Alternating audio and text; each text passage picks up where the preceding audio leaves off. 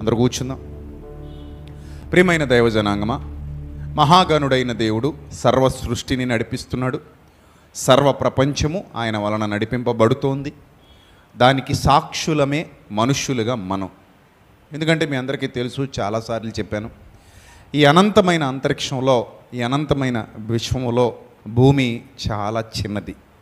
ఎంత చిన్నది అంటే మన వెంటిలేటర్లో నుండి సూర్యకిరణాలు మన ఇంట్లోకి వస్తున్నప్పుడు ఆ సూర్యకిరణాల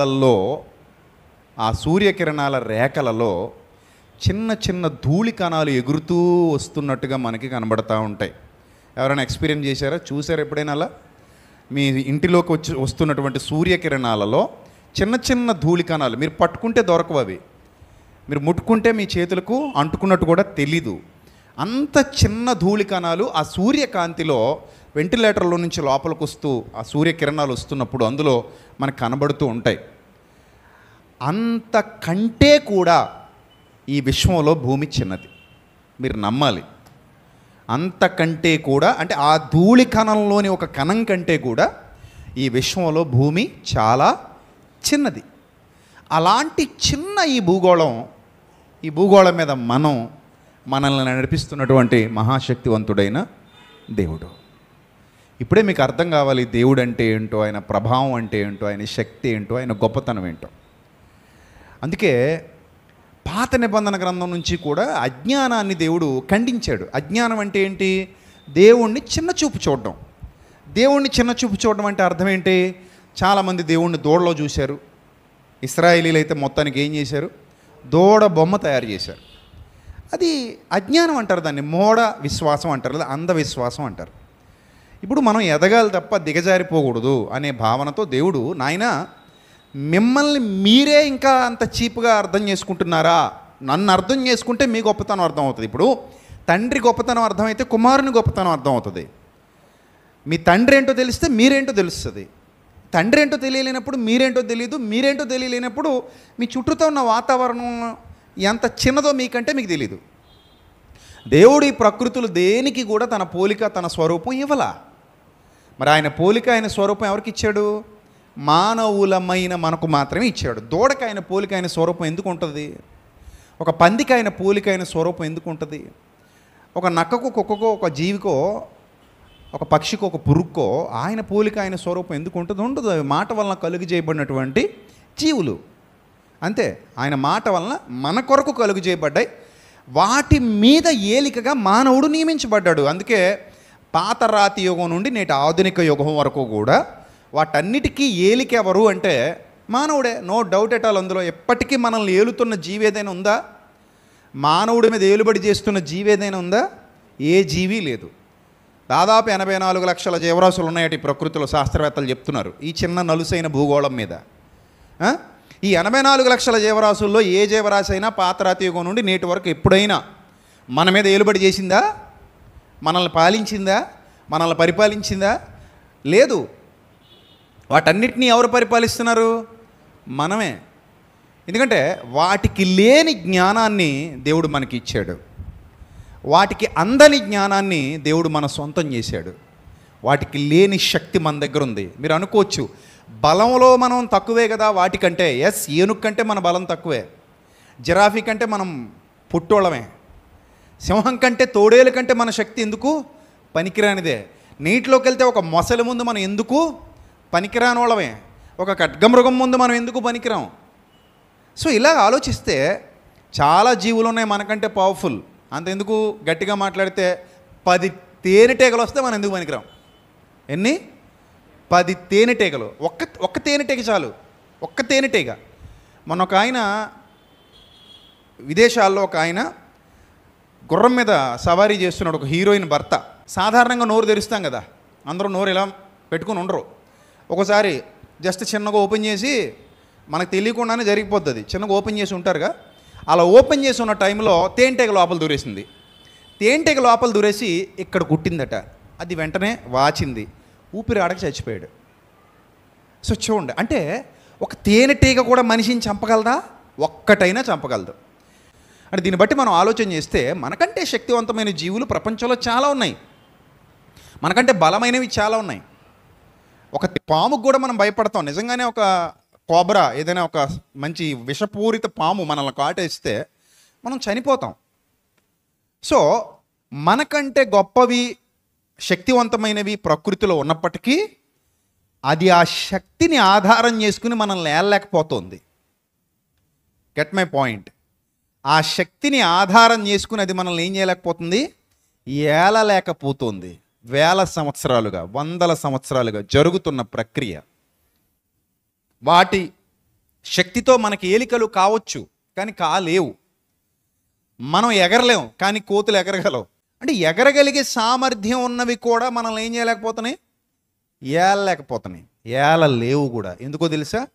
దేవుడు వాటికి ఆ అవకాశాన్ని ఇవ్వలేదు కనుక. ఈ ఒక్కటి అర్థమైతే చాలు, దేవుని గొప్పతనం ఏంటో మానవుడిగా మనకు అర్థమవుతుంది. మనం ఆయన పిల్లలు, అంతే. ఆయన పిల్లలుగా మనకు సమస్తాన్ని అనుగ్రహించాడు దేవుడు. ఆయన పిల్లలుగా మనకు సమస్తాన్ని ధారాతత్వం చేశాడు దేవుడు. ఆయన పిల్లలుగా మనకు వాగ్దానం చేశాడు దేవుడు. ఆ వాగ్దానం మేరకు దేవుని యొద్ద నుండి మనం సమస్తాన్ని పొందుకొని ఈ భూమి మీద ఏలికలుగా బ్రతుకుతున్నాం. ఇప్పుడు మీకు దేవుడు అర్థమవుతాడు. ఇప్పుడు దేవుడు దూడ కాదు, దేవుడు పక్షి కాదు, దేవుడు మనిషి కాదు, దేవుడు పురుగు కాదు, దేవుడు ఏ జీవి కాదు, దేవుడు చెట్టు కాదు, పుట్ట కాదు, కొండ కాదు, కోన కాదు, దేవుడు ఈ ప్రకృతి కాదు. That is the final answer. మరి దేవుడు ఎవరు అని ఆలోచన చేస్తే మనం చాలా స్పష్టంగా నేర్చుకున్నాం దైవ గ్రంథంలో. దేవుడు ఆత్మ గనుక అన్నాడు. యోహాను సువార్త 4:24లో ఏమన్నాడు? దేవుడు ఆత్మ గనుక ఆయన ఆరాధించువారు ఆత్మతోనూ సత్యముతోనూ ఆరాధించాలి. సో ఇది బేసిక్గా మనం నేర్చుకోవాల్సిన ఫండమెంటల్ నాలెడ్జ్. ఈ బేసిక్ నాలెడ్జ్ మనకు అర్థమైతే ప్రకృతిలో ఏ పదార్థంలోనూ మనం దేవుణ్ణి వెతకూడదు అనే కామన్ సెన్స్ మనకు వస్తుంది. ఇశ్రాయేలీల మీద దేవుడు కోపం రావడానికి గల కారణం అదే. నాయనా, నా పిల్లలుగా మీరు మీ సామర్థ్యాన్ని అర్థం చేసుకోవాలి, మీ గొప్పతనాన్ని అర్థం చేసుకోవాలి, మీ ఔన్నత్యాన్ని అర్థం చేసుకోవాలి. మీరు నా పోలికలో నా స్వరూపంలో చేయబడినవారు. మీరేంటి ఒక దూడను ఆరాధిస్తారు వెళ్ళి? ఆ దూడలో ఏముంటుంది? ఏముండదు. అది దూడన్న జీవం కలిగిన దూడ కాదు. మళ్ళీ ఆరాధించేది మళ్ళీ జీవం గల దూడన కాదు. వీళ్ళ దగ్గరున్న బంగారాన్ని వెండిని పోతపోసి అహరోను చేతిలో పెట్టి ఒక నిర్జీవమైన దూడ విగ్రహాన్ని తయారు చేయించుకున్నారు వాళ్ళు. నిర్జీవమైన దూడను ఆరాధిస్తున్నారు మీరు. ఇది అజ్ఞానమా కాదా అంటే ఎస్, కంప్లీట్గా అది అజ్ఞానమే. ఎందుకంటే జీవం లేని మనిషినే మనం వద్దనుకుని శ్మశానానికి పంపిస్తున్నాం. అసలు మనిషిని శ్మశానానికి పంపించడంలో ప్రధాన కారణం ఏంటి చెప్పండి అని ఏ మనిషినైనా నిలదీస్తే ఆ మనిషి చెప్పే స్పాట్ ఆన్సర్ ఏంటంటే ఆ మనిషిలో జీవం లేదు కనుక. అంటే జీవం లేకపోతే మనిషిని కూడా ఎక్కడికి పంపిస్తాం? మనం శ్మశానానికి పంపిస్తాం. జీవం లేని మనిషినే శ్మశానానికి పంపిస్తున్నప్పుడు జీవం లేని దూడని దేవుడు అనడం ఏమైనా బాగుందా? బేసిక్ నాలెడ్జ్ ఉండొద్దా? కామన్ సెన్స్ ఉండొద్దా అనేది దేవుని యొక్క ఆవేదన. మన పిల్లలు మట్టి తింటుంటే కొడతాం, ఎందుకంటే అది తినకూడదు కాబట్టి. మన పిల్లలు ఏదైనా చేయకూడని అజ్ఞానపు పని చేస్తుంటే తిడతాం, ఎందుకంటే అది అజ్ఞానపు పని కాబట్టి. అలాగే దేవుడు కూడా తన పిల్లలు అజ్ఞానపు పని చేస్తున్నప్పుడు ఇశ్రాయేలీల్ని గద్దించాడు, ఖండించాడు, బుద్ధి చెప్పాడు. వాళ్ళు సత్యాన్ని తెలుసుకోవాలని ఆశించాడు ఆయన, సత్యాన్ని తెలుసుకోవాలని ఆరాటపడ్డాడు ఆయన. ఇప్పుడు కూడా అదే కోరుకుంటున్నాడు ఆయన, ఇప్పుడు కూడా అదే ఆశిస్తున్నాడు. మీరు జ్ఞానవంతులు కావాలి, మీరు వివేకవంతులు కావాలి. తిమోతి పత్రిక చూడండి, దేవుని ఆలోచన ఏంటో తెలుసుకోండి. ఫస్ట్ దేవుని కోరిక ఏంటో తెలుసుకోండి. తిమోతికి రాసిన మొదటి పత్రిక 2వ అధ్యాయము 4వ వచనం చదవండి. మనుషులందరూనా కొందరేనా? ఏమా అందరూనా కొందరేనా? అందరూ కదా, అందరూ. సత్యమును గురించి ఏంటట? అనుభవ జ్ఞానము. అంటే ఇప్పుడు నాకు 10 మంది పిల్లలు ఉన్నారు అనుకోండి, తండ్రిగా నాకు 10 మంది పిల్లలు 10 వేళ్లతో సమానం. నీ 10 వేళ్లలో ఏది గొప్పది అని అంటే అన్ని గొప్పవే. దాని పని వచ్చినప్పుడు దాని విలువ తెలుస్తుంది. ఒక అక్కర్లేని వేలు గురించి చెప్పి నరికేద్దామంటే ఎవడు అండు నాకు అక్కర్లేని వేలు ఇది నరికే అని. 10 వేళ్ళు గొప్పవే కదా. అలాగే దేవుని పిల్లలందరూ దేవుని గొప్పోళ్లే, దేవుని పిల్లలందరూ దేవునికి ఇష్టలే. కాకపోతే కొన్ని వేళ్ళు బలంగా ఉంటాయి, కొన్ని వేళ్ళు బలహీనంగా ఉంటాయి, కొన్ని వేళ్ళు వెంటనే పనికి వస్తాయి, కొన్ని వేళ్ళు వెంటనే పనికి రావు, అంతే. కానీ మొత్తం వేళ్ళన్నీ కలిసి ఏం చేస్తాయి? పని చేస్తాయి. సో అన్నీ చేతిలోనే ఉంటాయి, చేతికి బిగించే ఉంటాయి. అలాగే దేవుని పిల్లలందరూ దేవునికి గొప్పోళ్ళే, దేవుని పిల్లలందరూ దేవునికి ఎక్కువే, ఎవరు తక్కువ కాదు. అందరూ కూడా సత్యమును గూర్చి ఏం పొందాలమ్మా? అనుభవ జ్ఞానం. అందరూ జ్ఞానవంతులు కావాలి, అది దేవుని కోరిక. అందరూ వివేకవంతులు కావాలి. జ్ఞానము లేకే మనుషులు నశించిపోతారు. అసలు సంఘం అనే పాఠశాలకి అందరినీ రప్పించేదే జ్ఞానం నేర్పించడానికి. మన దురదృష్టం కొద్దీ ఈరోజు సంఘాలు ఆటపాటలకు వేదికలు అయిపోయాయి కాబట్టి, కల్పనా కథలకు వేదికలు అయిపోయాయి కాబట్టి, కళ్ళబుల్లి కబుర్లు చెప్పి ప్రాస్పెరిటీ గాస్పెల్ చేసి చాలామంది సేవకులు కాకూడని వారు సేవకులు అయ్యి సాతాను వలన ప్రేరేపింపబడి సంఘాలలోనికి చొరబడ్డారు కాబట్టి క్రైస్తవ్యం జ్ఞాన విహీనంగా మారుతోంది రోజు రోజుకి. కడవరి దినాలు కాబట్టి తప్పదు, భరించాలి. ఆ ముద్ర మన మీద కూడా పడుతుంది, దాన్ని భరించాలి. అందరితో పాటు మనల్ని కూడా అవమానిస్తుంటారు, భరించాలి. అందుకే మిమ్మును బట్టియే కదా నా నామము అన్యజనుల మధ్య ఏమవుతోంది? దూషింపబడుతోంది. ఎందుకు? మీరు చేసే ఈ బుద్ధిహీనమైన పనులను బట్టి అన్నాడు దేవుడు. ఆ గోధుమల చేనిలోనికి గురుగులను కూడా దుష్టుడు విత్తిపోవడం వల్ల ఈరోజు ఇలాంటి దుస్థితి క్రైస్తవ సమాజానికి ఏర్పడింది. కానీ ప్రారంభ శతాబ్దంలో అపోస్తలుడైన పౌలు సువార్త ప్రకటించేటప్పుడు అన్యజనులు కూడా ఆయన్ని చాలా ఇష్టపడి ప్రేమించి ఆయన బోధ విన్నారు. అనేక చోట్ల ఆయన్ని హత్తుకున్నారు. కొందరు వ్యతిరేకించారు, కామన్గా వ్యతిరేకించేవాడు ఎప్పుడు ఉంటాడు. కానీ ఆయన చెబుతున్న జ్ఞానాన్ని ఇష్టపడి ఆయన హత్తుకున్నవారు కూడా ప్రారంభ శతాబ్దంలో ఉన్నారు. సో మీరు ఆలోచన చేస్తే మనుషులందరూ ఏం కావాలట? జ్ఞానవంతులు కావాలి, జ్ఞానవంతులు కావాలి. జ్ఞానము లేకపోతే మనం బుద్ధిహీనతలో పడిపోతాం. జ్ఞానం లేకపోతే మనం మూఢనమ్మకాల్లో పడిపోతాం. జ్ఞానం లేకపోతే మనం అంధవిశ్వాసాల్లో పడిపోతాం. ఆ అంధవిశ్వాసాల్లో పడిపోతే ఊబిలో పడిపోయినట్టే. అర్థమైందా? రైట్. ఇప్పుడు ఇంత పెద్ద విశ్వాన్ని నడిపిస్తున్న దేవుడు ఎలా ఉంటాడు అంటే మీకు క్లారిటీ వచ్చేసింది. ఆయన చెట్టు కాదు, పుట్ట కాదు, జీవి కాదు, ఆయనకి ఏ ఆకారం లేదు, ఆయన్ని మనం ఎందులోనూ చూడలేము. అందుకే రోమాపత్రికలో కూడా మొదటి అధ్యాయంలోనే లేఖనం మనుషుల్ని తప్పు పట్టింది. 23వ వచనం, మొదటి అధ్యాయం 23వ వచనం, రోమాపత్రిక, రోమీలకు రాసిన పత్రిక మొదటి అధ్యాయము 23వ వచనం. వారు ఆ పై మాటలు అంటాడు, జ్ఞానులు అని చెప్పుకొనిచు బుద్ధిహీనులు అయ్యారంటాడు. అంటే పేరుకి జ్ఞానులని చెప్పుకుంటున్నారు, కానీ లోపల జ్ఞానం లేదంట. పేరుకి ఏమని చెప్పుకుంటున్నారమ్మా? జ్ఞానులు అని చెప్పుకుంటున్నారు, కానీ లోపల జ్ఞానం లేదు. ఏముంది మరి? బుద్ధిహీనత ఉంది. వారు జ్ఞానులు అని చెప్పుకొనుచు బుద్ధిహీనులైరి, వారు అక్షయుడగు దేవుని మహిమను. అక్షయుడు అంటే నాశనము లేనివాడు. అక్షయుడు అంటే అర్థం ఏమిటి? నాశనము లేనివాడు. అక్షయుడు క్షయము కానివాడు. అక్షయుడు శక్తిమంతుడు, సర్వోన్నతుడు. అర్థమవుతోందా? అలాంటి ఒక మహాశక్తివంతుడైన సర్వోన్నతుడైన ఆత్మదేవుణ్ణి వాళ్ళు ఎలా అర్థం చేసుకున్నారట? మహిమని, ఆయన మహిమని క్షయమైపోయే మనుష్యులలోనికి, మనుష్యుల యొక్కయు, క్షయమగు మనుష్యుల యొక్కయు. నెక్స్ట్ పక్షులట. చూడండి ఎంత చీప్. దేని యొక్కయు? పక్షుల యొక్కయు. నెక్స్ట్ చతుష్పాద జంతువుల యొక్కయు, పురుగుల యొక్కయు ప్రతిమా స్వరూపముగా మార్చిరి. చూడండి, మరి దేవుడి విషయంలో మీరు ఆలోచన చేయండి. బాధపడతాడా? బాధపడ్డా? మరీ చీప్గా పక్షుల యొక్క, పశువుల యొక్క. చదవండి అక్కడ.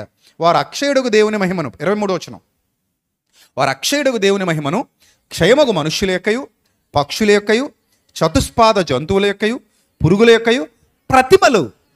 ఏ ప్రతిమలు? మనిషి ప్రతిమలు, పక్షుల ప్రతిమలు, జంతువుల ప్రతిమలు, పురుగుల ప్రతిమలు. ఈ ప్రతిమా స్వరూపంలోనికి మార్చిరి. ఆ పాయింట్ మీరు అండర్లైన్ చేసుకోండి. మార్చేశారు మనుషులు. మార్చేసి అదిగో అదే దేవుడు అంటే, అరే మీరు మిమ్మల్ని ఎక్కడ చూడాలనుకుంటున్నారో మీరు ఎలా మారిపోతున్నారు? మిమ్మల్ని ఎంత ఎత్తులోకి తీసుకెళ్లాలనుకుంటున్నారు, మీరు ఎందుకు ఇంత చిల్లరగా ఆలోచిస్తున్నారు? మీరు ఎంత డౌన్ అయిపోతున్నారు ఎందుకు? మీరు అప్పర్ స్టేజ్లో ఉండాలి. మీరు చాలా గొప్పవారు కావాలి. మీరు సత్యమును గూర్చిన అనుభవ జ్ఞానము గలవారు కావాలని దేవుడు కోరుతుంటే, మానవులు ఏంటంటే మరింత దారుణంగా తయారవుతున్నాడని ఇశ్రాయేలీల దగ్గర నుంచి దేవుడు బాధపడుతూ వస్తున్నాడు. ఇది సత్యం. నా బిడ్డ అజ్ఞానంలో కూరుకుపోయినా నేను అలాగే బాధపడతాను.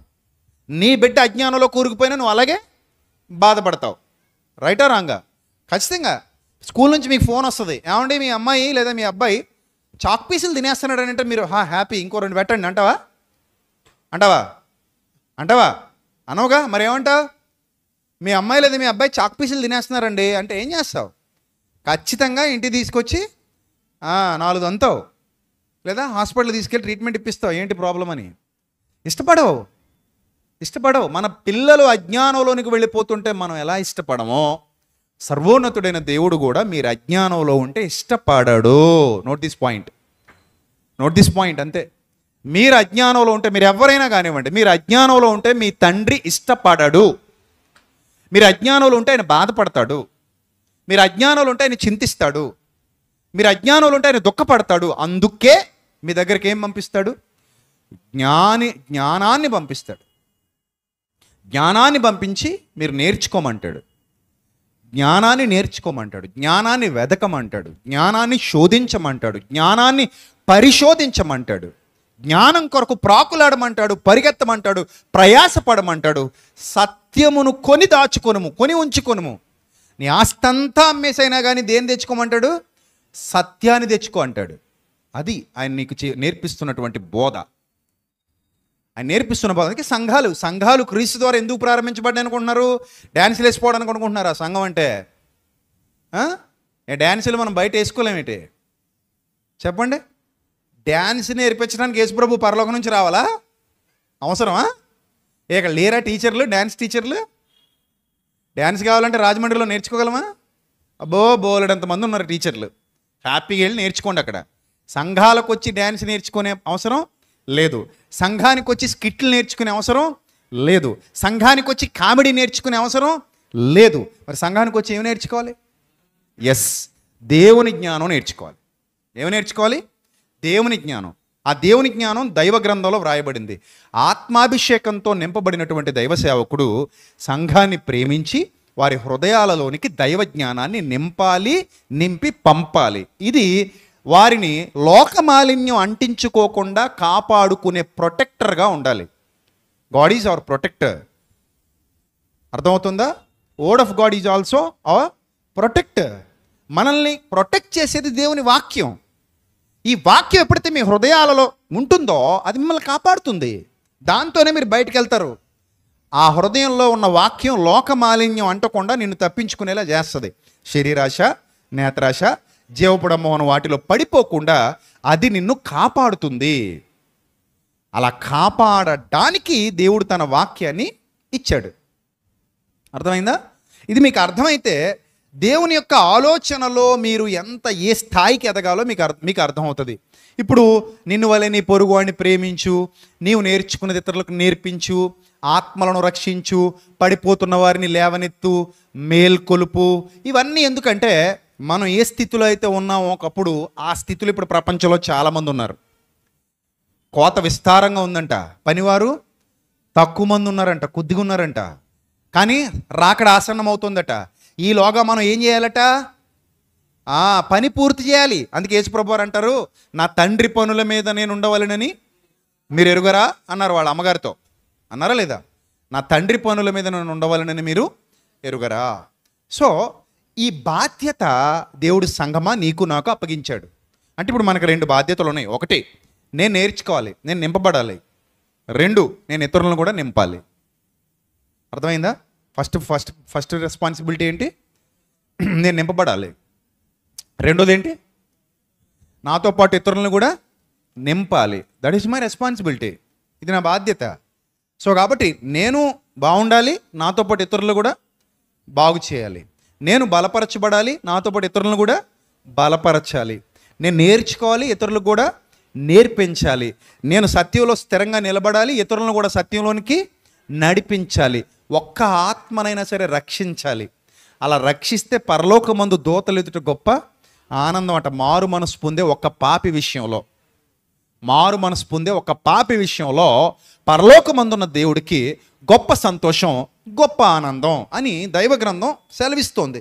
కాబట్టి ప్రియమైన దేవుని సంగమా, మనం గుర్తించవలసినటువంటి విషయం ఏమిటంటే, అంత శక్తివంతుడైన దేవుడు, అంత సర్వోన్నతుడైన దేవుడు, అంత పవర్ఫుల్ గాడ్ మన కోసం మనల్ని ప్రేమించి మన రక్షణార్థమై తన కుమారుణ్ణి మన పోలికలో ఈ లోకానికి పంపించారు. మనుష్య కుమారునిగా ప్రభు ఈ లోకానికి రావడంలోనే ఆంతర్యం అదే. మన పోలికలో ఈ లోకానికి వచ్చారు, ప్రభు. ఎందుకు? మనల్ని రక్షించడానికి, మనకు విమోచన అనుగ్రహించడానికి. మన బలహీనతల్లో ఆయన కూడా సహానుభావము గలవాడుగా మారి మన బలహీనతలను ఏ రీతిగా జయించాలో మనకు నేర్పించి, చూపించి, అపవాదిని ఎదిరించి, పోరాడి, గెలిచి, తన పవిత్ర రుధిరాన్ని భూమి మీద ధారపోసి, ఇదిగో ఈ బలియాగం ద్వారా మీకు రక్షణ ప్రసాదిస్తున్నానని వాగ్దానం చేసి ఈ లోకాన్ని విడిచిపెట్టి పరలోకానికి వెళ్ళారు. నా ద్వారానే మీరు తండ్రి యొద్దకు చేరగలరు అని వాగ్దానం చేశారు. ఆ వాగ్దానాన్ని నమ్మి మనం అందరం క్రైస్తవులు అయ్యాం. ఎందుకు అయ్యారు క్రైస్తవులు? ఎందుకు అయ్యారు చెప్పండి క్రైస్తవులు? చాలామంది నువ్వు ఎందుకు క్రైస్తవుడు అయ్యావంటే తెలియదు వాళ్ళకి. నిజం. నువ్వు ఎందుకు క్రైస్తవుడు అయ్యావయ్యా అని అడిగితే చాలామంది దగ్గర ఆన్సర్ లేదు. నువ్వు ఎందుకు క్రైస్తవుడు అయ్యావు, నువ్వు ఎందుకు క్రైస్తవురాలు అయ్యావు అంటే ఒక్కొక్కళ్ళు ఒక్కొక్క ఆన్సర్ ఇస్తుంటారు, ఒక్కొక్కళ్ళు ఒక్కొక్క ఆన్సర్ ఇస్తారు. కానీ విశ్వాసం ఒక్కటేనా వేరువేరా? చెప్పండి. విశ్వాసం ఒక్కటేనా వేరువేరా? ఒక్కటే. అంటే అందరి విశ్వాసం ఒక్కటేనా వేరువేరా? అది చెప్పండి ముందు. అందరి విశ్వాసం ఒక్కటేనా వేరువేరా? అందరి విశ్వాసం ఒకటే. మనందరి జెండా ఒకటేనా? మనం సెల్యూట్ చేసే అందరి జెండా ఒకటేనా? వేరు వేరు కలర్లు ఉంటాయా? నీ జెండా కలర్ వేరు, నా జెండా కలర్ వేరు అంటావా? అనడానికి అవుతుందా? నో ఛాన్స్ కదా. అలాగే విశ్వాసం కూడా ఒక్కటే. ఎఫెసీ పత్రికలో చెప్తాడు, విశ్వాసం ఒక్కటే, బాప్తిస్మం ఒక్కటే, దేవుడు ఒక్కడే, ప్రభువు ఒక్కడే, ఆత్మ ఒక్కటే. చూసారా? విశ్వాసం, బాప్తిస్మం, దేవుడు, ప్రభువు, ఆత్మ, సంఘము అన్నీ ఒక్కటే అని బైబిల్ గ్రంథం చెప్తుంది తప్ప మళ్ళాగా నీ విశ్వాసం నీది బ్రదర్, నా విశ్వాసం నాది బ్రదర్ అని అనకూడదు. విశ్వాసం ఎవరిదైనా ఒకే ప్యాటర్న్లో ఉండాలి, ఒకే వేలో ఉండాలి, ఒక్కటే బేస్మెంట్ మీద ఉండాలి. పునాదులు 100 ఉండవు, ఇంటికి ఒకటే పునాది ఉంటుంది. అలాగే నీ పునాది, నా పునాది, మనందరి పునాది విశ్వాసం విషయంలో ఒకటే. ఏంటి ఆ పునాది? టక్కుని చెప్పాలి. ఏంటి ఆ పునాది? ఎందుకు నమ్ముకున్నావు యేసుక్రీస్తుని అంటే ఏమని చెప్తావు? నేను అడగట్లేదులే, బయట ఎవరు అడుగుతారు, నేను ఏం చెప్తావు? Yes, one and only answer, only one answer. What is that? నేను పాపిని, నేను పరలోకానికి వెళ్ళే అర్హతను కోల్పోయాను. యేసుక్రీస్తు ద్వారా నా ప్రతి పాపము పరిహరింపబడి మరణానంతరము క్రౌన్ ఆఫ్ లైఫ్ ఏంటది? నిత్య జీవాన్ని స్వతంత్రించుకున్నటకు వెళ్ళిపోతున్నాను. ఆ అవకాశాన్ని ప్రభువు నాకు అనుగ్రహించారు. అర్థమైందా? ఆ మాట మీ అందరి నోటి వెంట రావాలి. అందరం నిత్య జీవం కొరకు యేసు ప్రభువుని నమ్ముతున్నాం, అది తప్ప ఇంకా వేరే ఏ ఆలోచన లేదు. ఇక అలా కాదండి, మరి నా ప్రాబ్లం వేరు, మీ ప్రాబ్లం వేరు కదంటే ప్రాబ్లంకి దీనికి సంబంధం లేదు. ప్రాబ్లమ్స్ ఎలాగూ వేరుగానే ఉంటాయి, చచ్చేదాకా వేరుగానే ఉంటాయి, అవి ఎప్పటికీ ఒకటవ్వవు. అవునా? ప్రాబ్లం కోసం రాలేదు మన ప్రభు దగ్గరికి, యూనివర్సల్ ప్రాబ్లం కోసం వచ్చాం.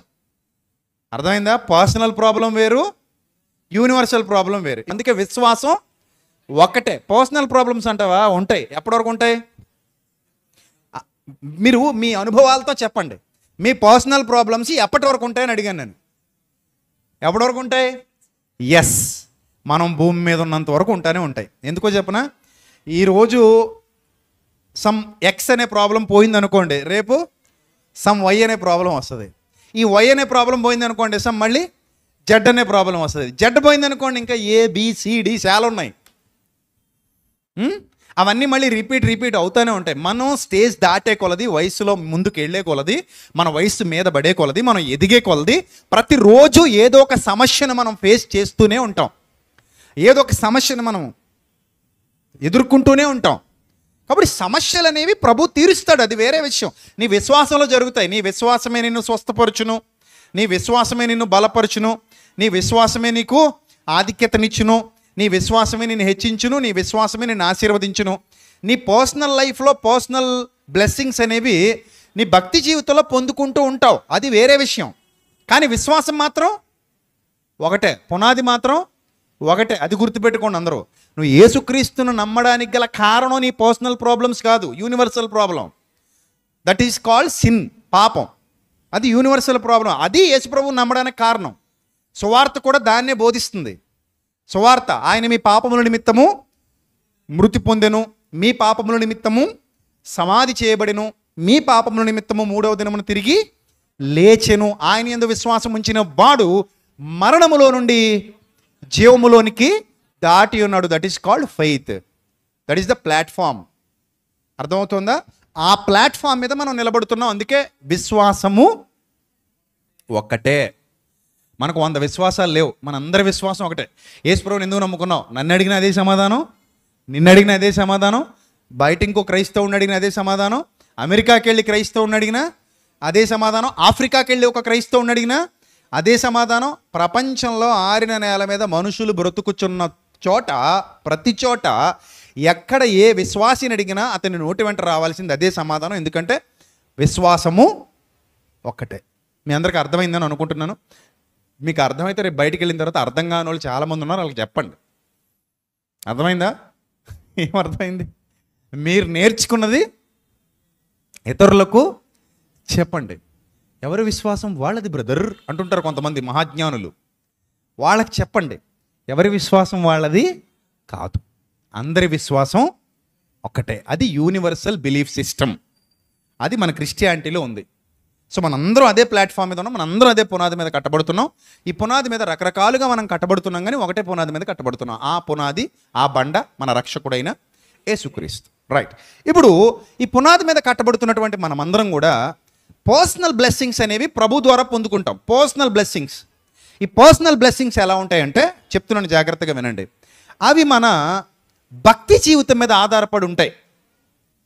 విశ్వసించా ఓకే.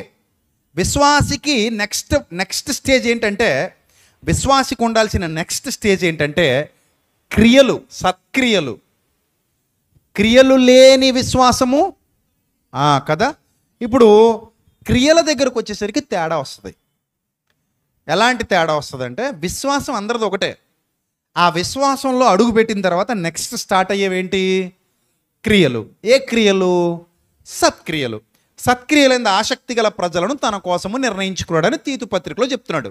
ఇప్పుడు మనందరి జీవితంలో ఇప్పుడు జరగాల్సిన క్రియలు ఏంటంటే దేవుని క్రియలు జరగాలి. ఇప్పుడు క్రైస్తవుడైన ప్రతి ఒక్కడు సత్క్రియలు ఎందుకు చేయాలి అంటే, దేవుడు సత్యవంతుడు కనుక. దేవుడు సత్యవంతుడు కనుక క్రైస్తవుడైన వాడు ఏ క్రియలు చేస్తే బాగుంటుంది? ఆబ్వియస్లీ సత్క్రియలే చేయాలి. ఇప్పుడు మీకు అర్థమైపోయి ఉండాలి, యేసు ప్రభువును కలిగి ఉన్న మనం సత్యవంతుడిని కలిగి ఉన్నాం. మనం సత్యవంతుని యందు ఉన్నాం అన్నాడు యోహాను పత్రికలో. ఎవరి యందు ఉన్నాము? సత్యవంతుని యందు ఉన్నాము. సత్యవంతుని యందు ఉన్నవాడు ఏ క్రియలు చేయాలి? మీరు చెప్పండి. దుష్టుని యందు ఉన్నవాడు ఏ క్రియలు చేస్తాడు? దుష్టుని యందు ఉన్నవాడు ఏ క్రియలు చేస్తాడు? దుష్ట క్రియలు చేస్తాడు. ఎందుకంటే వాడి బేసిక్ నేచర్ ఏంటి? దుష్టుడి బేసిక్ నేచర్ దుష్టత్వం. దుష్టత్వం ఉంది కాబట్టి ఏమయ్యాడు? దుష్టుడయ్యాడు. దేవత్వం ఉన్నవాడు ఏమవుతాడు? దేవుడు అవుతాడు. అంతే కదా. అది లక్షణాన్ని బట్టి అంతే. అర్థమైందా?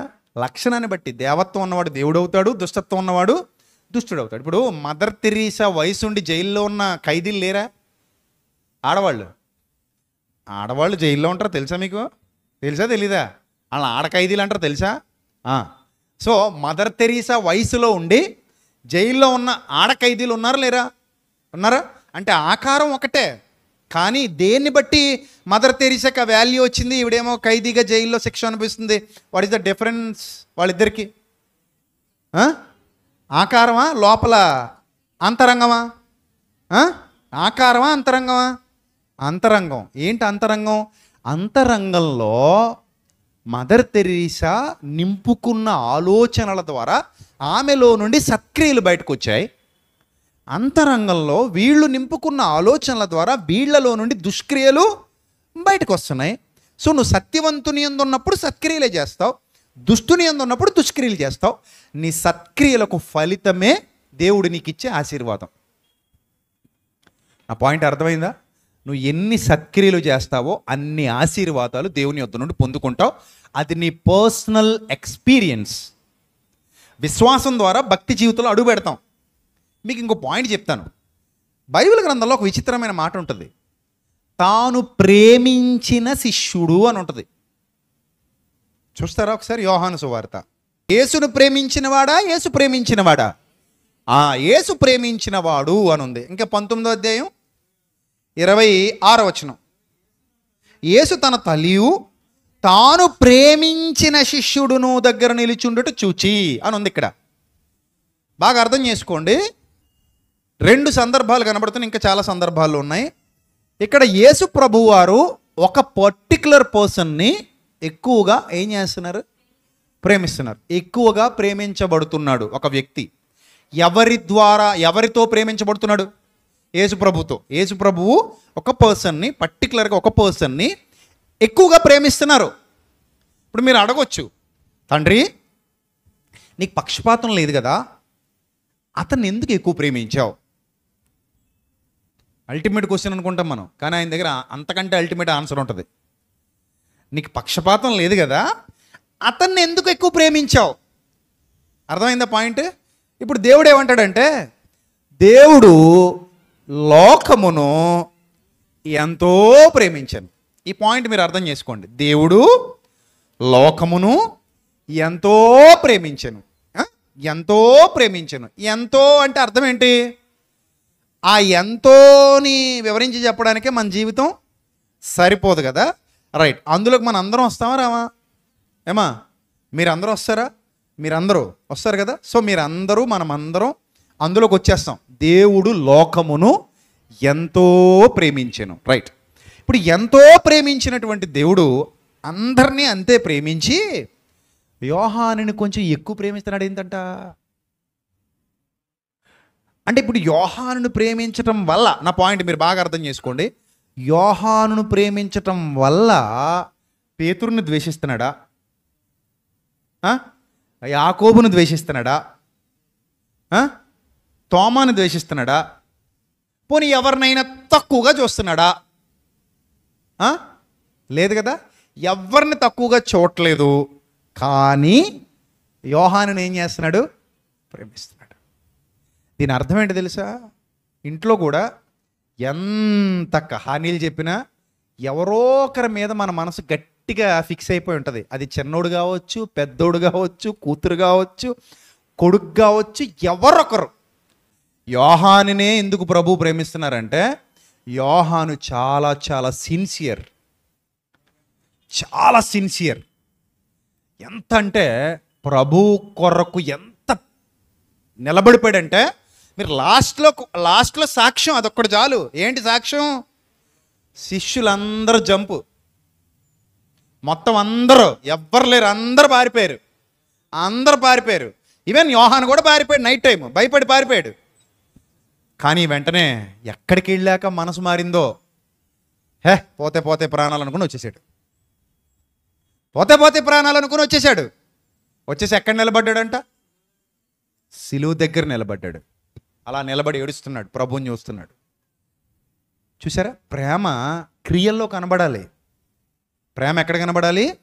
క్రియల్లో కనబడాలి. ప్రభు గుర్తిస్తున్నారు, అరే కుర్రాడు చాలా జెన్యూన్, ఈ అబ్బాయి చాలా జెన్యూన్. అందుకే చిట్ట చివరి పుస్తకం ప్రకటన గ్రంథం పద్మాసు ద్వీపంలో ఆ దివ్య దర్శనాన్ని పొంది మరీ రాశాడు. ఆ ఆత్మ ప్రేరణ చేత దివ్య దర్శనాన్ని పొంది ప్రకటన గ్రంథాన్ని రాసిన యోగ్యుడిగా పిలువబడ్డాడు. చాలా అద్భుతమైన దర్శన గ్రంథం అది. ఆ మర్మాలన్నీ కూడా యోహానికి ప్రభు బయలుపరిచారు. ఆ మర్మాలన్నీ బయలుపరచడంలో గల ప్రధానమైన ఉద్దేశం, యోహాను ప్రభువును ప్రేమించినవాడు, ప్రభు చేత ప్రేమించబడినవాడు. ఇప్పుడు మీకు ప్రాబ్లమ్స్ ఉన్నాయా? సమస్యలు ఉన్నాయా? ఇరుకుల్లో ఉన్నారా? ఇబ్బందుల్లో ఉన్నారా? వాటన్నిటి నుంచి విడుదల పొందాలనుకుంటున్నారా? దీనికి ఎక్కడికో తూర్పుకు దిగి దండం పెట్టాల్సిన అవసరం లేదు, లేకపోతే ఎక్కడికో కొండ మీదకి వెళ్ళిపోవాల్సిన అవసరం లేదు, లేదా ఎక్కడో ఉన్నాడు ఒక ఆయన అక్కడికి వెళ్ళిపోతే అక్కడ ఆయన దగ్గర చెయ్యేస్తే ఏదో అయిపోద్ది అనుకోవాల్సిన అవసరత లేదు. సత్యంలో స్థిరపడండి, నేర్చుకోండి, ప్రభు మనసు గెలుచుకోండి, ఆయనకు ఇష్టమైన సత్క్రియలు చేయడం మొదలు పెట్టండి. ఆటోమేటిక్గా శాంక్షన్ అయిపోతానే ఉంటాయి మీకు ఏమి ఇవ్వాలో అవి. అర్థమైందా? మొదట నా నీతిని, నా రాజ్యాన్ని వెతకండి, అప్పుడు అవన్నీ మీకు అనుగ్రహింపబడును. ఎవరి వాగ్దానం ఇది? విజయప్రసాద్ రెడ్డిదా? ఎవరిది వాగ్దానం ఇది? సర్వోన్నతుడైన ప్రభుదయ్యా వాగ్దానం. అది ప్రభుదమ్మా వాగ్దానం, నాది కాదు. మొదట నా నీతిని, నా రాజ్యాన్ని వెతకండి, అప్పుడు అవన్నీ మీకు అనుగ్రహింపబడును. అర్థమైందా? సో ప్రభు చేత ప్రేమించబడడం ఎంత గొప్ప ధన్యత. ప్రభు చేత ప్రేమింపబడడం ఎంత గొప్ప ధన్యత. ఆ గొప్ప ధన్యతను తన సొంతం చేసుకున్నవారు కొందరే ఉన్నారు బైబిల్ గ్రంథంలో, కొందరే ఉన్నారు. ఇతడు నేను ప్రేమించుచున్నవాడు, అతడు నన్ను ప్రేమించుచున్నాడు గనుక నేనతనిని తప్పించెదను. అతడు నన్ను ఏం చేస్తున్నాడు? ప్రేమిస్తున్నాడు. అర్థమైందా? ఇప్పుడు యోహాను ఎంత సిన్సియర్, చావులో కూడా ప్రభువుని వదలలేదు, చచ్చేదాకా ప్రభువుని వదలలేదు, చచ్చేదాకా. అందుకే శిష్యులకు కూడా అర్థమైపోయింది, చాలా ఇష్టమయ్యా. రే బాబు నువ్వు ప్రభు మనసు గెలిచేసుకున్నావు, నువ్వు ప్రభు మనసులో స్థానం సంపాదించేసుకున్నావు. పేతురు కూడా ఏమడుగుతాడు చూడండి, మా యోహాను సువార్త చివరి అధ్యాయంలో, యోహాను సువార్త 21:20. పేతురు వెనుకకు తిరిగి యేసు ప్రేమించిన వాడును భోజన పంక్తిని ఆయన రొమ్మున అనుకోనంట. ఎక్కడ? అందరికి వచ్చింది ఛాన్స్. అది చెప్పండి అమ్మా, అందరికి వచ్చిందా ఛాన్స్? ఇప్పుడు మీకు కూడా బాగా దగ్గరైన వాళ్ళు ఎవరో ఉంటారు, అర్థమైందా? అందరికీ ఛాన్స్ ఇవ్వం కదా. ఇప్పుడు నేనున్నాను, నాకు కూడా బాగా దగ్గరైన వాళ్ళు ఎవరో ఉంటారు, ఎవరో నాకు నచ్చాలి. నాకు నచ్చితే నేను ఆ వ్యక్తితో మాట్లాడతాను, నాకు నచ్చితే ఆ వ్యక్తిని నేను ఇష్టపడతాను, ఆ వ్యక్తితో మాట్లాడాలనుకుంటాను, ఆ వ్యక్తితో సమయం గడపాలనుకుంటాను, ఆ వ్యక్తికి ఏదైనా కష్టం వస్తే ఆదుకోవాలనుకుంటాను, నిలబడాలనుకుంటాను. ఎప్పుడు నా మనసు గెలుచుకున్నప్పుడు నాకు నచ్చుతారు, ప్రభు మనసు గెలుచుకున్నప్పుడు ప్రభుకు నచ్చుతారు, నీ మనసు గెలుచుకున్నప్పుడు నీకు నచ్చుతారు. అర్థమైందా? నీ మనసు గెలుచుకున్న ప్రతి ఒక్కరూ నీకు నచ్చుతారు. వాళ్ళ కోసం నువ్వు ఆలోచిస్తావు, అరే నా మనిషి అనుకుంటావు, నావాడు నా మనిషి అంటావా అనవా? అంటావు. రేపొద్దు నీకు కష్టం వచ్చింది, నా అనుకుంటే నిలబడిపోతావా? నిలబడిపోతావు. నా మనిషి, నా ఆప్తుడు, నా ఆప్తురాలు, నా కుటుంబం, నా చెల్లెమ్మ, నా అన్నయ్య, నా తమ్ముడు, నా అక్క, నా వాడు, నా బంధువు, నా స్నేహితుడు, నిలబెడతాం. ఎప్పుడు నిలబడతాం అంటే వాళ్ళ మీద మనకి పాజిటివ్ కాన్సర్న్ ఉండాలి. చీటరితనం, మోసగాడు, మోసగత్తి అనుకుంటే ఆ భావన మనకి రాదు. చూడండి, కొంతమంది పిల్లలు ఇంట్లో డబ్బులు దొంగతనం చేస్తుంటారు. అసలు ఆ పరిస్థితి తల్లిదండ్రులు రానివ్వకూడదు. అంటే ప్రతిదానికి నొక్కేయకూడదు, అవసరమైనప్పుడు కొంచెం వదులుతూ ఉండాలి. అర్థమైందా? అవసరమైనవి వదులుతూ ఉండాలి, అవసరమైనవి నొక్కేయకూడదు. మన కష్టాలు కూడా వాళ్ళకి చెప్పాలి, మన కన్నీళ్ళు వాళ్ళకి చెప్పాలి, మన ఇరుకులు ఇబ్బందులు కూడా వాళ్ళకి తెలియాలి. కానీ కొంతమంది పిల్లలు ఏంటో మనం సరిగా పెంచుతున్నా కూడా స్కూల్లో జతలు పట్టేసి ఇంట్లో డబ్బులు దొంగతనం చేస్తుంటారు కొంతమంది పిల్లలు. ఒకసారి, 2 సార్లు, 3 సార్లు, 4 సార్లు, 5 సార్లు చూసిన తర్వాత వాళ్ళ మీద తల్లిదండ్రులకి నమ్మకం పోద్ది. ఇప్పుడు డబ్బులు ఎక్కడ పడితే అక్కడ పెట్టరు. ఏం చేస్తారు? పిల్లలకి అందకుండా దాచేస్తుంటారు. అసలు చాలా అవమానం తెలుసా? మన ఇంట్లో అమ్మ నాన్న మనకు తెలియకుండా డబ్బులు దాచేస్తున్నారంటే దాని అర్థం ఏంటి? మనం ఆల్రెడీ వాళ్ళ హృదయంలో ఆ విలువను పోగొట్టేసుకున్నాం. ముద్ర పడిపోయింది మన మీద, దొంగనే ముద్ర పడిపోయింది. అది మన తప్పిదం, మన స్వయంకృతాపరాధం. ఇన్ ద సేమ్ సెన్స్ దేవుడి దగ్గర కూడా ఇదే విధంగా నువ్వు ప్రవర్తించావు అనుకో, నీకు రావాల్సినవి చాలా పోతాయి. నేను మరలా చెప్తున్నాను, నువ్వు ఎన్నో రోజులుగా ఏదో విషయం కోసం ప్రార్థన చేస్తూ ఉండుండొచ్చు, నువ్వు నీతిని రాజ్యాన్ని వెతుకుతున్న క్రమంలో కూడా నువ్వు అనుకున్నది నీకు లభించకపోతూ ఉండుండొచ్చు, నువ్వు ఎదగలేకపోతుండొచ్చు, లేదా నువ్వు ఇబ్బందికరమైన పరిస్థితిలో చాలా రోజులుగా ఉండిపోయి ఉండొచ్చు. దానికి కారణం నువ్వు విశ్వాసంలో ఉన్నావు కానీ సత్క్రియల్లో లేకపోవడమే ఉండొచ్చు. విశ్వాసంలో ఉంటే సరిపోదు, విశ్వాసంతో పాటు ఏమి ఉండాలి? సత్క్రియలు ఉండాలి. క్రియలు లేని విశ్వాసము మృతము. ఎందుకంటే సత్క్రియలు పదే ఎందుకు చెప్తున్నానంటే, ఎఫెసు పత్రిక 2వ అధ్యాయం 10వ వచనంలో చదవండి ఒకసారి అన్నమాట. ఎఫెసు పత్రిక 2వ అధ్యాయము 10వ వచనం చదువుదామా? మీరు మనము వాటి యందు నడుచుకొనవలెనని దేవుడు ముందుగా సిద్ధపరిచిన సత్క్రియలు చేయడానికి మనము క్రీస్తు యేసునందు సృష్టింపబడిన వారమై ఆయన చేసిన పని అయి ఉన్నాము.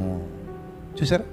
బేసిక్గా తల్లిదండ్రులు అందరిని ఒక మాట అడుగుతాను, మీ పిల్లల మీద మీకు ఎప్పుడు కోపం వస్తుందో చెప్పనా? మీరు చెప్తారు, నేను చెప్పనా? నువ్వు చెప్పు. మాట విన్నప్పుడు అంట. మాట విననప్పుడు. మాట విననప్పుడు అంటే ఇంకొంచెం ఎలాబరేట్ చేసి చెప్పగలరా? ఇంకా విడమర్చి. మాట విననప్పుడు అంటే అర్థం ఏంటి? నువ్వు చెప్పింది చేయనప్పుడు. అది ఒక్కోసారి మనమే ఫెయిల్ అవుతుండొచ్చు, అయినా కూడా మన మాటే వినాలాడు. ఇదో రకం ఈగో. తల్లిదండ్రులకు ఒక రకం ఈగో ఉంటుంది. అరే నేను చెప్పానా? అది చెప్పావు డాడీ. నేను చెప్పింది చేయాలా? నువ్వు అది చెయ్యాలి డాడీ. ఎందుకు చేయలేదు నువ్వు అంటావు. అంటే డాడీ నువ్వు సత్యకాలపు సత్యవు కదా డాడీ, అలా చేయకూడదు డాడీ అన్నా కూడా మనం వినం. మన మాటే నెగ్గాలి అక్కడ. ఎందుకంటే నేను తండ్రిని, నువ్వు ఎవడో కొడుకువి. ఇప్పుడు సగం సగం జ్ఞానం ఉండి మనమేం దిగోతూ ఉంటే, అంటే మన దిగో ఆయన దిగో ఆయనది జ్ఞానమా కదా? మనకు తెలియకపోయినా మనం కొన్ని విషయాల్లో అప్పర్ హ్యాండ్ అవ్వాలని కోరుకుంటాం. కానీ ఆయన ఆయన జ్ఞాన సంపన్నుడు. ఆయన జ్ఞాన సంపన్నుడు. ఇప్పుడు సగం సగం తెలిసిన మనమే మన పిల్లలు మన మాట వినాలని అంత పట్టుబట్టి కూర్చుంటుంటే, తల్లులు మీరు కూడా అంత పట్టుబట్టి కూర్చుంటుంటే, సర్వోన్నతుడైన దేవుడు, అన్నీ తెలిసినవాడు, సర్వాంతర్యామి, సర్వజ్ఞాని, సర్వసృష్టికర్త, భవిష్యత్ తిరిగినవాడు, నువ్వు ఆయన మాట వినాలనుకోవడం తప్ప? చెప్పు, తప్ప? తప్ప ఏమో కొమ్మదీసి తప్పు అంటావేమో అని. తప్పు కాదు, తప్పు కాదు. నిజంగా మనం ఆయన మాట వింటే ఇక్కడ పెట్టుకుంటాడు తీసుకెళ్ళి. చాలా ఇష్టం మనం అంటే ఆయనకి, చాలా ఇష్టం. నిజంగా చెప్తున్నా, నువ్వంటే దేవునికి చాలా ఇష్టం. ఎందుకో చెప్పనా? గ్రంథంలో వ్రాయబడిన ఒక అద్భుతమైన మాట, ఆయనే మొదట మనలను ప్రేమించాడు. చాలా బాగుంటుంది ఆ మాట చదువుతుంటే. ఆయనే మొదట మనలను ప్రేమించాడు. నేను ఎప్పుడు పొద్దున్న లేవగానే నాకు కొంచెం స్పెషల్ అఫర్మేషన్స్ ఉంటాయి, నా మైండ్తో నేను చెప్పుకుంటూ ఉంటాను. ఆ స్పెషల్ అఫర్మేషన్స్లో నేను నా మైండ్తో చెప్పుకుంటాను పొద్దున్న లేవగానే, నేనంటే నా తండ్రికి చాలా ఇష్టం. ఎంత బాగుంటుందో తెలుసా లోపల? ఎంత బాగుంటుందంటే లోపల. మీరు కూడా చెప్పుకోండి ఒకసారి ఆ మాట, మీతో మీరు చెప్పుకోండి. మీరు కళ్ళు మూసుకొని ప్రశాంతంగా, నేనంటే నా తండ్రికి, నేనంటే నా తండ్రికి, చెప్పండి గట్టి చెప్పి లోపల చెప్పుకోండి, నేనంటే నా తండ్రికి చాలా ఇష్టం. ఇది నిజం, ఇది పచ్చి నిజం. నిజంగానే నువ్వంటే దేవునికి ఇష్టం. ఇష్టం లేకుండానే తన కుమారుణ్ణి నీ కోసం బలి ఇచ్చాడా? ఇష్టం లేకుండా నేను పరలోకాన్ని విడిచిపెట్టి లోకానికి వచ్చాడా? నువ్వంటే ఎంత ఇష్టం లేకపోతే నీ పాపం కోసం ఆయన ముందుగానే బలియాగం చేశాడు. అది ఈరోజు మూర్ఖులకు అర్థం కాలేదు. ఈ రాధా మనోహర్ దాస్ లాంటి దౌర్భాగ్యులకు అర్థం కాలేదు. అందుకే ఏదో నోటుకు వచ్చినట్టు వాగుతూ ఉంటారు. మూర్ఖులు వాళ్ళు, వాళ్ళకి తెలీదు, దేవుని జ్ఞానం తెలీదు. మన కొరకు ప్రాణం ఇచ్చాడు ఆయన, ప్రేమించి. సర్వోన్నతుడైన దేవుని చట్టంలో ఈ లోకానికి వచ్చాడు ఆయన. పాపిని ప్రేమించి మారు మనసు పొందమన్నాడు. నీ పాపాన్ని ప్రోత్సహించలా, నీ పాపాన్ని ప్రోత్సహించలేదు ఆయన. నీ పాపం వలన వచ్చిన జీతాన్ని బట్టి నీ మీద జాలిపడ్డాడు, అంతే తప్ప నీ పాపాన్ని ప్రోత్సహించలా. అరే నాయన నేను పాపం క్షమిస్తాను, పాపాలు చేసుకుంటూ పో అని చెప్పలేదు ఆయన. ఆయన ఏమన్నాడంటే, ఓ పాపి నేను నిన్ను క్షమిస్తున్నాను, ఇక మీదట నీవు వెళ్ళి ఆ పాపము చేయకన్నాడు. అది ఆయన ఇచ్చిన అభయం. నీ శిక్ష నేను భరిస్తా, నీ బాధ నేను భరిస్తా, నీ దుఃఖాన్ని నేను ఓదారుస్తా, నిన్ను నేను ఆదరిస్తా, నా బిడ్డగా స్వీకరిస్తా, చెడిపోయిన నిన్ను బాగు చేస్తా, నీ జీవితాన్ని బాగు చేస్తా, రా నా దగ్గరికి అని పిలిచాడు. తన 2 చేతులు చార్చి మనల్ని పిలిచాడు. తన ప్రేమను వ్యక్తపరిచాడు, తన ఆదరణ మనకు అనుగ్రహించాడు, తన త్యాగాన్ని కనపరిచాడు. అలా మనల్ని ప్రేమించాడు మన ప్రభువు. ఆయన ఎంతగా మనల్ని ప్రేమించాడు అనడానికి హద్దులు లేవు, అవధులు లేవు. అందుకే ఎప్పుడు చెప్పుకోండి, నా ప్రభువుకి నేనంటే చాలా ఇష్టం. ఇష్టం. మన దేవునికి నువ్వంటే చాలా ఇష్టం. ఇష్టం కాబట్టి నువ్వు సంఘంలోకి వచ్చావు, ఇష్టం కాబట్టి నువ్వు రక్షణ పొందావు. మనుషులు ఇష్టపడరు, ఎందుకంటే మనుషులకి మేమే నీతిమంతులు అన్న ఫీలింగ్ ఒకటి ఏడ్చింది. నిజం, పైకి చెప్పుకోరు కానీ ప్రతోడికి లోపలే ఉంటుంది తెలుసా, నేనే నీతిమంతుడిని. ఆ ఫీలింగ్ ఉంటుంది. చాలామంది ఉన్నారు ఆ ఫీలింగ్లో. ఇప్పుడు ఎవడు పరిసేయుడట ప్రార్థన చేయడానికి వచ్చాడట. పాపం ఆ సొంకరి కూడా ప్రార్థన చేయడానికి వచ్చాడట. ఈ పరిసేయుడు ఏమంటున్నాడట, ఈ సొంకరి వలే లేనందుకు నీకు కృతజ్ఞతాస్తుతులు చెల్లి ఆరి దౌర్భాగ్యుడా. అంటే వీళ్ళకి ఎలా అనిపిస్తుంది అంటే, ఇప్పుడు ఎవడో దొంగోడు దొరికాడు అనుకోండి రోడ్డు మీద, చిన్నపిల్లాడు దొంగతనం చేశాడు ఆకలేసి, తప్పెవరిదంటే ఆడ ఆకలిది అక్కడ వరకు, చిన్నపిల్లాడు కాబట్టి. సరే, ముందు అతను దొంగతనం మానేయాలంటే ఏం చేయాలి? ఆకలి తీర్చితే ఆ దొంగతనం ఆగిపోద్ది. మనలో చాలామంది దొంగలు ఉంటారు. రాజకీయ నాయకులు మొదలుకొని కింద వార్డు మెంబర్ల దాకా ఎంతమంది దొంగలు ఉంటారో. ఈ దొంగలందరూ కలిసి వెళ్ళి తీర్పు తీరుస్తారు అక్కడ. రైట్ దొంగోడా అంటారు, కొడతారు, తిడతారు. ఇప్పుడు మనలో దొంగతనం అనేది ఒకప్పుడు లేదా? ఎప్పుడూ మనలో దొంగోడు లేడా? ఇప్పుడంటే లేకపోవచ్చు. ఎప్పుడూ మీలో దొంగోడు లేడా? కనీసం దొంగ ఆలోచన కూడా లేదా ఎప్పుడు మీలో? ఎప్పుడో ఒకప్పుడు చిన్నప్పటి నుంచి ఇప్పటి వరకు మారు మనసు పొందేంత వరకు పోని, చిన్నప్పటి నుంచి మారు మనసు పొందేంత వరకు ఎప్పుడూ నీలో దొంగోడు లేడా? ఉన్నాడు లేడా? ఉంటాడా ఉండడా? సంఘాల్లో చెప్పులు ఎత్తిపోయేవాళ్ళు ఉన్నారు.